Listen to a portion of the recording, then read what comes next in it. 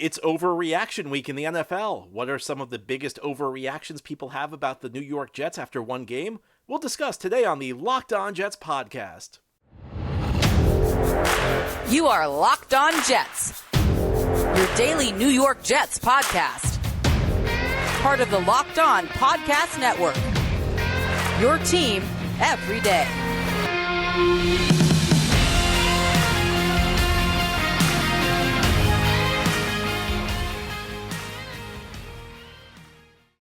Welcome. This is the Locked On Jets podcast, part of the Locked On Podcast Network, your team every day. It's Tuesday, September 13th, 2022, and I'm your host, John B. from GangGreenNation.com. Thanking you for making the show your first listen or your first watch every day. We are free and we're available on all platforms, including YouTube. If you like what you see or hear, hit the subscribe button and you'll never miss an episode. You'll get notifications as new episodes are posted. If you're watching on YouTube, please give this episode a big thumbs up. Helps the channel out and it helps other Jets fans find the podcast. Today's episode of Locked On Jets is presented by PrizePicks. PrizePicks is daily fantasy made easy.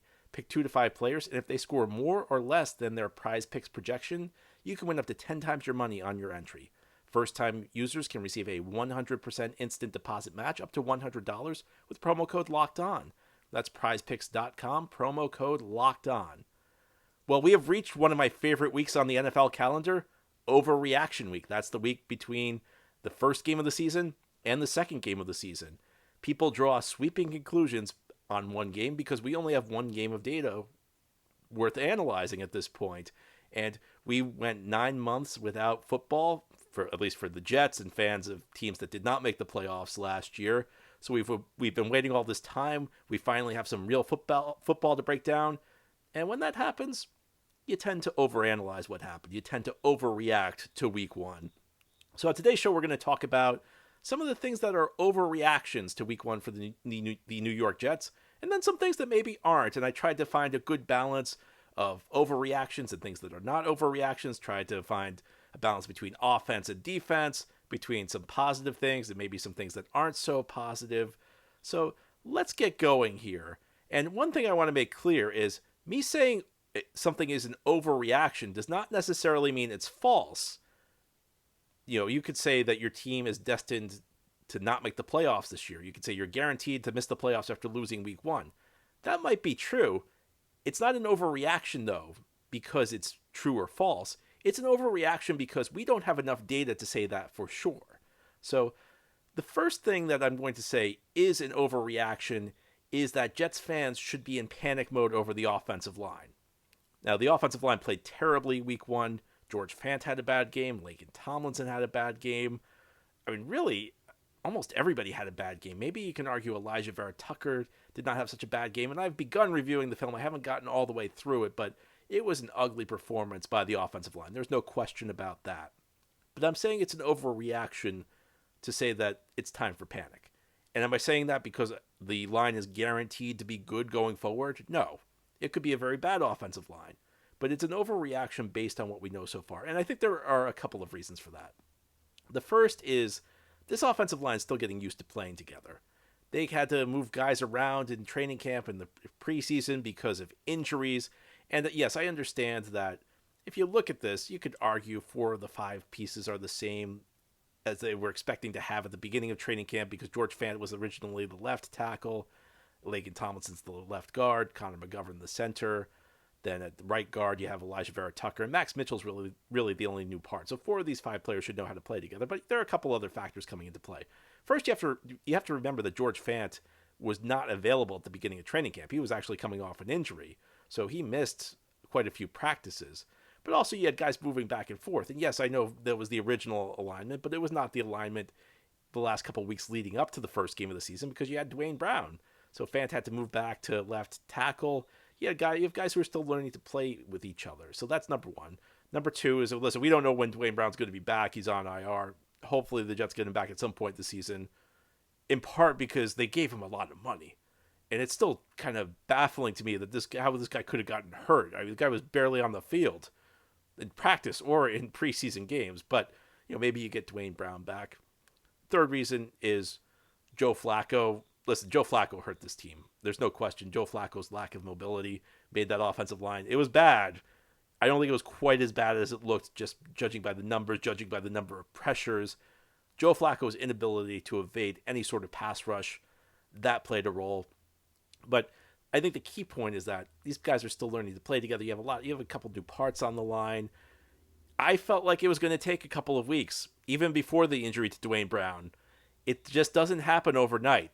It takes some time to get all the pieces working together if it's going to work. And again, I can't promise you that this line's going to be good. I think you have to have some concerns. Laken Tomlinson got off to a terrible start, and you see it every year. And we've seen it quite a lot with the Jets. That some free agents you expect he's going to be great, you expect he's going to be a high end player, and it just doesn't work out for whatever reason. So I think it's fair to be concerned about the offensive line. I think it's fair to be concerned about Laken Tomlinson. It's fair to be concerned about Max Mitchell. It's fair to be concerned about George Fant regressing. Not just regressing, but it feels like George Fant's just not in a good place right now. He's expressed during the offseason unhappiness with his contract situation because he's entering his contract year. He feels like he played really well last year, earned a new contract. Jets aren't giving it to him. The other day, he kind of vented some frustration about constantly shuffling between left tackle and right tackle. And I said it yesterday. I wonder how much he's taking that onto the field. When I'm saying that panic over the offensive line is an overreaction, I'm not saying concern is. I'm just saying people who are already writing off this offensive line, there are still reasons to hope that they can turn it around. Will they? I don't know. But I think it's fair to say that they should have a little bit more time before we hit the panic button. Now, the next thing I'm going to say is an overreaction. The Jets defense is now set. The Jets defense is now great. Listen, I loved what I saw for the most part on Sunday, aside from some of those breakdowns they had in the second half, at the safety position, Joyner and Whitehead. I did not love the Bryce Hall play where he gave up the touchdown to Devin Duvernay. I did not love the pass interference that set that up on LaMarcus Joyner. I just did not love LaMarcus Joyner. Jordan Whitehead had some shaky moments in the second half. Jordan Whitehead played well in the early part of the game. He was really popping off on the film in the early part of the game. But the second half of the game, I thought he kind of regressed. I thought he kind of struggled. But you have to remember, this is a different opponent they were playing. And listen, I have to say, I worried about the matchup heading into this game against Baltimore. I felt like the Jets were not necessarily built to hold up against a team that was going to run the ball like that. And they played great run defense. They only gave up 63 yards. I was impressed. Again, I'm not saying that this defense is worth panicking over. I'm not saying we're going to see a defense as bad as last year. I think you should be really encouraged by that performance, but we do need to see more. It was an excellent game for Sauce Gardner. It was a tremendous game from DJ Reed, especially if you haven't heard the circumstances for DJ Reed. Read up on them. It was unbelievable what he must have been going through during that game, and to play that well, it's just tough to believe. At the same time, the Jets are going to be challenged in other ways by better teams, by better, I don't know if better is the right word, but by more conventional offenses. Baltimore does not have a lot at the receiver position. They were kind of limited on Sunday. They were playing backups and third stringers at key spots on the offensive line. And again, it's one game. The game counts. And listen, if you told me heading into that game that the Jets defense would play like that, I'm not sure I would have believed you. But beyond that, I would have been very happy. It's an encouraging first step, but I think one of the dangers when you've been waiting 9 months for real football and you finally get something to analyze is to read too much into it. It's one game. It's the first chapter of a 17-game story, an 18-week story. We need to see more, and we need to see it against more conventional teams. We need to see it against teams with more talent at the receiver position. We need to see the Jets do it consistently. Again, very encouraging start. Not saying it's irrelevant. I'm saying it's an overreaction to say now that the Jets have a great defense. Of course, not everything you say coming out of week one is an overreaction, though. And ahead here on the Locked On Jets podcast, I'm going to give you a couple takeaways people have from this first game that I don't think are overreactions. That's as we continue on this Tuesday episode. Week one's over, and it's not just over for the real players, it's over for fantasy players. Hopefully you did well. If not, you have time to assess, come up with a new strategy for week two, whether you're playing conventional fantasy football or daily fantasy. And if you are playing daily fantasy, I want to tell you about PrizePicks. Here's how it works. You pick 2 to 5 players, and it depends on whether they score more or less than their PrizePicks projection. You can win up to 10 times your money on any entry. You're not competing against other people. It's you versus the projections available. And it's not just for football. PrizePicks offers projection on any sport you want to watch. Yes, it's the NFL, but it's also the NBA, baseball, the NHL, the PGA, college basketball, both men's and women's, college football, soccer, the WNBA, even esports, NASCAR, tennis, MMA, boxing, Euro basketball, cricket, and yes, my all-time favorite, daily fantasy on disc golf. Daily fantasy again on disc golf. Entries can be made in 60 seconds or less. It's that easy. There are safe and fast withdrawals, and they are currently operational in over 30 states and in Canada.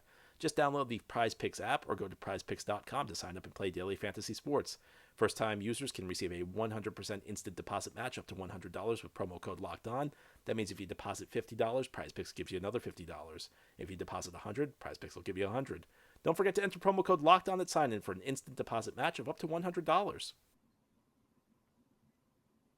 Summer's over, we're moving to the fall, and it's a time to assess where you're at if you want to get a little bit healthier. Let me tell you about Athletic Greens 1. What is this stuff? With one delicious scoop of AG1, you're absorbing 75 high-quality vitamins, minerals, whole food-sourced superfoods, probiotics, and adaptogens to help you start your day right. This special blend of ingredients supports your gut health, your nervous system, your immune system, your energy, recovery, focus, and aging. All the things. It costs you less than $3 a day. You're investing in your health, and it's cheaper than your cold brew habits. Athletic Greens has over 7,000 five-star reviews. They're recommended by professional athletes. And Athletic Greens is a climate-neutral certified company. In 2020, AG purchased carbon credits that support projects protecting old-growth rainforests. To make it easy, Athletic Greens is going to give you a free 1-year supply of immune-supporting vitamin D and 5 free travel packs with your first purchase. All you have to do is visit athleticgreens.com/NFL Network. Again, that is athleticgreens.com/NFL Network to take ownership over your health and pick up the ultimate daily nutritional insurance. Thank you again for making Locked On Jets your first listen or first watch every day. This show's free and it's available on all platforms, including YouTube. We're talking overreaction week today. And fans have plenty of overreactions to what happened week 1. However, I think there are takeaways that are legitimate. I think there are some takeaways that are not overreactions. I'll tell you one right here.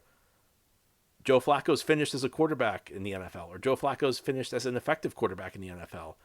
And I'll tell you why I think that. It's not just what we saw week 1.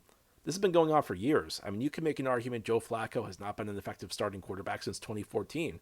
That was the last time he quarterbacked a team to the playoffs. That was the Baltimore Ravens. And his game has really regressed the last 4 or 5 years. 2018, he was benched in Baltimore in favor of Lamar Jackson midseason. 2019, he was traded to Denver. He was benched fairly early that season. 2020, he was Jets' backup quarterback, which actually was probably the most effective play in that stretch because he played a couple games where he actually hit some deep balls. Last year, signs with Philadelphia, gets traded to the Jets midseason, plays one game against Miami, isn't that good, and then the disaster on Sunday. There's a lot of data suggesting Joe Flacco just can't play in the NFL anymore effectively. You look, the arm just isn't there. Beyond that, and this has been something that's been going on since the late Baltimore days, and I think like Jets fans don't realize this because he had that 2-game stretch in 2020 where he actually was throwing a deep ball. There was one game against the Chargers, one against New England. Both Jets losses, both games where Flacco did not play an effective 4 quarters. He maybe played an effective 2 or 3 quarters in those games. But I think Jets fans have this idea that Flacco can still go out there and throw the deep ball. When if you're looking at like his 4 or 5 year last stretch, the most recent stretch, he really hasn't. He's been a guy who, and I got to tell you, and I'm not completely done with the film yet, but just from watching the film, his like first option, his first instinct is just check it down to the running back, and it's because I don't think he believes in his arm anymore. There was really only one deep pass he hit. There was one pass that gained the Jets more than 20 yards. It was to Elijah Moore, and it was on a play where they ran play action. They left extra blockers in. The play action was able to move some defenders and create a huge passing lane, the type of passing lane that almost any quarterback could hit. I just don't know that Flacco's bringing a lot to the table outside of, you talk about the only stuff Flacco's bringing to the table are cliches that don't really help your team. That's veteran experience, game started. The fact he won a Super Bowl 10 years ago. Well, the fact he won a Super Bowl 10 years ago, that doesn't help the Jets in 2022. It doesn't make him an effective quarterback. There are lots of guys who used to be effective quarterbacks who can no longer physically play in the NFL. I think Flacco has reached that point. I think Flacco reached that point a long time ago. So I can't look at this and say, oh, well, it's just one game for Flacco, because it's more than one game. And that's the thing about week 1. If you are judging what happened solely on that one game, then you're overreacting. But if it's a continuation of things that have been going on for a long time where there's other supporting evidence, I don't think it is an overreaction. And on that note, and I'll give you a positive one, I don't think it's an overreaction to say that this Jets rookie class is going to be great. And I go back to what I said right after the draft. People were shocked. It was kind of funny to me how people were shocked that the Jets draft class was getting such great reviews. When was the last time we got such great reviews? Well, of course you got great reviews. You had 4 of the top 36 picks. You had 7 of the top 117. When you get that many top-end prospects, of course you're going to get good reviews. Now, that doesn't mean all 7 players are going to be successful. You look at the guys they drafted, top 36, 4 guys, 3 first-rounders, Breece Hall early in the second round. There's not really any team, even with 4 top 36 picks, that's going to bat 1,000. One of these guys is not going to pan out. Maybe 2 of them are not going to pan out. But if you do effective drafting, you're going to get a couple impact players in there. Garrett Wilson looking really good. I mean, I still can't get over that third down play where he beat like 3 guys, almost made it to the sticks. Robert Saleh somehow criticized him for that because he said he should have lowered his shoulder and picked up the first. I mean, geez, that's a tough thing to criticize Garrett Wilson for on that play. And I mentioned it in the game recap. Saved the Jets 3 points by hustling and falling on a fumble, and had a couple other catches. He looks like a player, and he was kind of rotating in and out. Breece Hall fumbled the ball away. It was not a great start, but it wasn't a terrible start. I think he flashed a bit. I think what's going to happen is Breece Hall is going to get off to a little bit of a slow start. Michael Carter's going to be the top back, and then over the course of the season, Breece Hall's going to put the pieces together, figure it out, and I think he could be something really special. Jermaine Johnson had half a sack. It was really a full sack, though. And Sauce Gardner, a tremendous debut. And maybe not against the greatest competition, but a tremendous debut. We saw what Michael Clemens did in the preseason. Now, Clemens had a kind of a quiet day, but Max Mitchell getting an opportunity. Not all these guys are going to work out, and then you have Jeremy Ruckert. Not all these guys are going to work out, but there's a reason the Jets draft class received such great reviews, and it's because they were able to find so many. They were able to draft so many of these top prospects in the 2022 draft class. So when you pick that many top players, the odds are in your favor that a couple of them are going to work out, and a couple of them are going to be big-time players. Again, not all of them will. I think some of these guys will end up being disappointments. I'm going to be optimistic. I'm going to project great things for all of them. I'm not going to tell you which ones are going to be disappointments, but the law of averages tells you nobody's good enough in the draft that they're going to bat 1,000. Still, though, you got to feel good about the way they played in that first game, and you got to feel good about their long-term prospects. Now, ahead here on the Locked On Jets podcast, I'll give you one more overreaction. I think it's the most important overreaction to remember. It's the most important overreaction to keep in context. And I'll tell you what it is as we close out this Tuesday episode. Of course, with the first weekend of the NFL now in the books, everybody's focusing on week 2. They're assessing what happened. They're assessing which teams are going to be maybe better than we thought, which teams are going to be worse than we thought. And you can put some money down. And if you do, betonline.net is your number one source for all of the pro football betting needs and all of the college football betting needs you may have, along with the sports info this season. You can find all of the latest developments in football leagues. You can find game matchups. You can find news, podcasts, and you can find more about the Week 2 games coming up. BetOnline is your continued source for all of your sports wagering information, including live betting, esports, and scores. They are the fastest and easiest way to check in on all of your favorite sports and events, including Major League Baseball, the MMA, boxing, golf. When basketball comes back, hockey. I don't know that they have disc golf, though. I think they just have regular golf. Anyway, head to the website or use your mobile device today to learn more about the trends in action. Bet online, where the game starts. This is the Locked On Jets podcast on this Tuesday, talking about overreaction week. Lots of overreactions after one game. And I think there are 16 fan bases that have one overreaction above all else.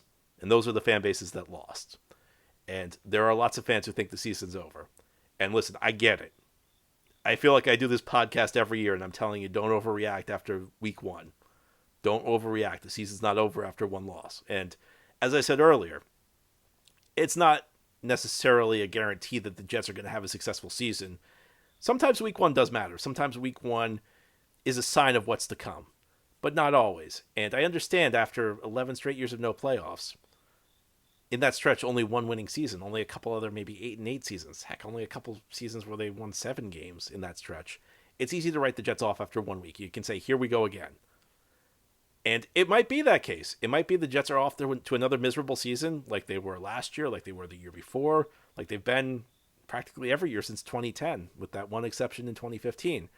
I can't guarantee you that they're not. I can't guarantee you this is not going to be another miserable season. But there were some things you could take away from that game that maybe were not so bad. Again, the defensive performance, the performance of the rookie class. I mean, there were some second-year players. Michael Carter, who had a really good game. I do get the sense this is a better Jets team than we've seen in the past, and I feel like maybe it was hidden because they had some plays that went against them that could have turned the game around. I think maybe because you're playing your backup quarterback who really just can't function effectively in an NFL offense anymore because of some special teams blunders. But there are some signs that maybe the Jets will be a little bit better than they showed on Sunday. Now, there are also some signs that maybe we're heading for another long season. But again, I go back to saying this. Saying something's an overreaction is not saying that it's guaranteed to not happen. It's just saying we don't have enough information yet. And this is a different Jets team than we had a year ago. This is not the 2021 Jets. It's not the 2020 Jets. A team with a different roster. A team with, frankly, I think more talent. And a team that still hasn't had its starting quarterback play a game yet.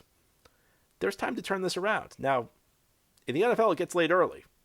But this, by Sunday night, we're actually going to be more than 10% of the way through the season. And you don't want to fall to 0-2. But the Jets have a game that's probably a little bit more winnable than you think against the Cleveland Browns on Sunday. And they're going to have an opportunity to turn this season around. And I got to tell you, teams that start 0-1, it's the worst week of the season because you don't have a win to point to, but you have a loss. And you think things will never get better. Well, a lot of those teams by Sunday night of week 2, their fan bases are feeling a lot better because they were able to get a victory. And that could very well happen to the Jets. Again, I'm not guaranteeing it. It could be another year where the Jets are miserable. Sometimes you lose your first game, and we've seen this, and it's a sign that you're just going to be awful, but it's not a guarantee. And what happened last year is not relevant to this year. What happened in 2020 is not relevant to this year. This is a different team, and they have an opportunity to turn things around. It's not over yet. We got 16 games left. I promise. I promise there are going to be 16 games left. It's a long season. In some ways, it's short because, again, by the end of Sunday, we'll be more than 10% of the way through the season. But there's still a lot of time to turn this thing around. And hopefully the Jets can get a victory on Sunday and calm some nerves. Anyway, that's all for today's episode. This has been the Locked On Jets podcast, part of the Locked On Podcast Network. Your team every day is our motto. Big shout out to subscribers to this show. If you'd like to join that group, just hit the subscribe button wherever you're watching or listening. You'll never miss an episode. You'll get notifications as new episodes are posted. If you're listening on a podcast source, please give the episode a 5-star review. Helps the channel out. So does giving this video a thumbs up if you're watching on YouTube. Have a great Tuesday, everybody. Send in your mailbag questions. Tomorrow we will have our weekly mailbag.